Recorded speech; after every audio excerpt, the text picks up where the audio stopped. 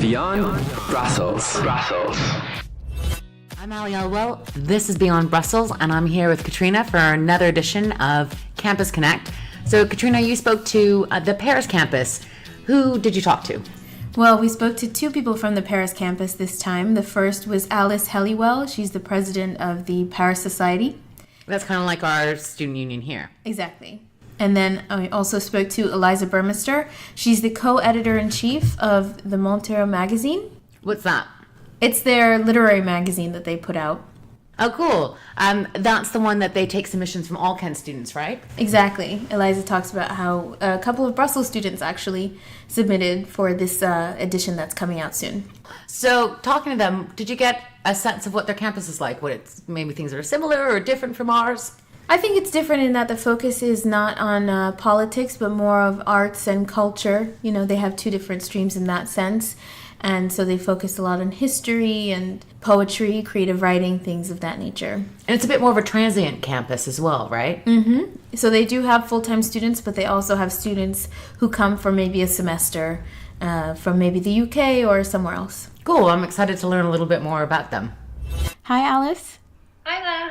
Thank you so much for being with us. No, of course. Can you tell us what being the president of the Paris Society is, what your role is? Well, the Paris Society is a brand new initiative this year, and it was sort of set up partly with the university staff in Paris to make sure that there was a bit more of a cohesive student community here in Paris.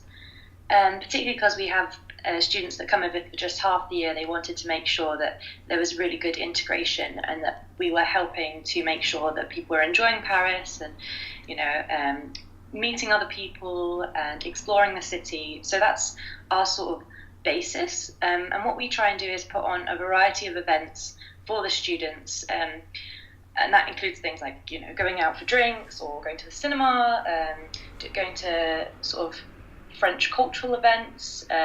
We try and make sure that it appeals to lots of different people. We run some LGBT events as well. And what we really try and do is just make sure that if there's someone at home that wants to go to something and hasn't been able to, they can come to one of our events and not be on their own and go with their friends and see something new about the city. So that's what we try and do. Yeah, really try and forge a community within your school. Exactly. That's what we really want. And we want to make sure that we're not just, doing clubbing. We actually don't ever go clubbing really, but anything like that. We want to make sure that there is going to be an event for everything. Some things are creative, some things are really just about finding something new in the city. We also do have partnerships with other universities. The Columbia University, which share our campus, we do some things with some of their master's students. And the Paris-Trois University, we've had a few events with them as well. So we do try and make sure that although we're a community here in Paris, we're not just in a bubble. We're trying to forge connections with other people here in the city. So, yeah. That's great. And so you have a part-time program. So I guess students come to study abroad, but you also have full-time students as well? It's about 50-50. So we had, I think, 23 of us that were here for the full year, and then another 25 I think joined in January, and they can either stay just for 3 months for the spring semester, or they can stay through the summer as well. But for that first term it's just people that are there for the full year. I see. Well, then it makes the Paris Society even more important, I guess, because if you're there for such a short period of time, it's really important to kind of really have a full experience. Absolutely. And I think those of us who were here for the full year, we got to know each other really well. But some of the students who were in Canterbury, of course, Canterbury's huge compared to here. So, compared to the campus here. So not everyone knew each other. Some people didn't know anyone else who was coming to Paris. So I think it is a lot more important for them. I hope that we make a difference. Where is your campus? It's in Montparnasse, which is in the 6th arrondissement in Paris, which was it's a very artsy district originally. Right. So it's very appropriate. Makes sense. Yeah. So as I understand it, you have two main streams, the arts program and the creative writing program? Yes. So there's the arts program is sort of split between we've got history and philosophy of art students, there's literature students, film students, and the European culture students, which Eliza, who you spoke to, is part of. And then we have the creative writing programs, which is mostly fiction, but some people also work on poetry. So. And which stream are you in? I'm a history and philosophy of arts person. So I'm in that side of things, really. I don't write creatively at all. So obviously I can hear that you are from the UK. Yes, I am. And now you're over in Paris. What is your idea of Europe? Well, for me, I think that Europe is basically a bigger country. It's like we've all got our own cultural identities in our countries where we're brought up, but there is a sort of united Europe, or I thought there was. Obviously, I'm slightly more cynical following Brexit, but I mean, every time you meet someone from another place in Europe, I feel like you have some shared experience, but then there's also some differences that make it an interesting and exciting place to be part of culturally. So it's very different living here in Paris to living in the UK, but it's been really exciting and interesting, and a great opportunity. Well, I think we've covered everything. That's really great. Thank you. Thank you. Hi, Eliza. Hi. Can you tell us about what you feature in the magazine? Basically, it's a student literary magazine that's been a collaborative effort from the whole team. We've got a variety of art, of illustrations, photography, as well as non-fiction, interviews, essays, poetry, and fiction stories. So it's a real variety. Oh, that's great. Can other students from the different campuses of the University of Kent submit work? Oh yeah, definitely. We've had a few submissions from Brussels that are going to be in the final edition of the magazine, which is launching on June 6th. Is it online or is it a hard copy?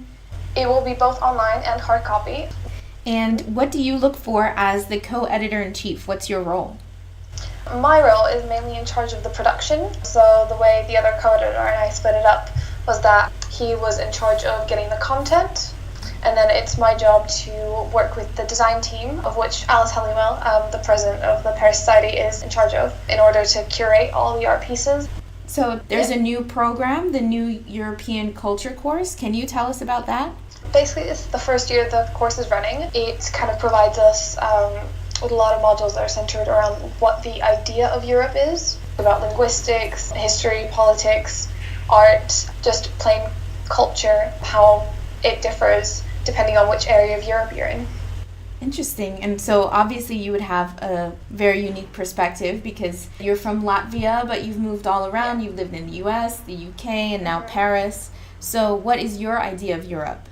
I feel like I'm still coming to terms with what my idea of Europe is. Living in Paris and living in the UK has definitely differed it. So I'm trying to kind of understand it from a more central Western European perspective, rather than what I've always had, which is a more Northern European perspective. And do you think that has any sort of impact on the way you view yourself?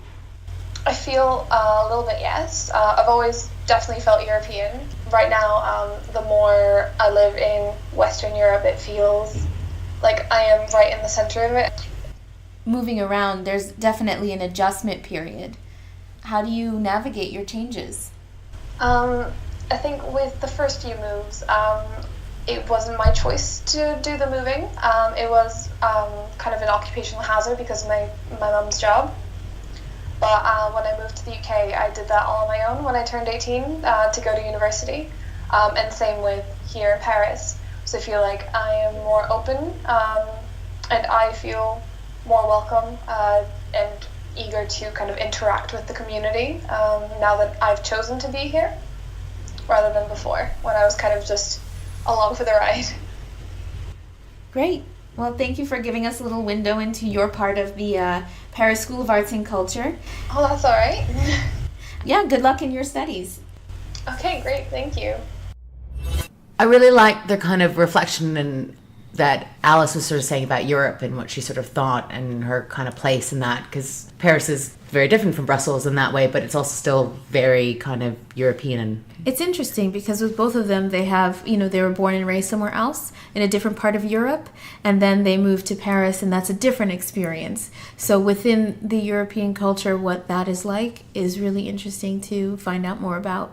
Well, I definitely think that we should all do a road trip and do like a proper Campus Connect next time round. I love road trips. Coffee in one hand, steering wheel in the other. Perfect. Well, thank you so much, Katrina.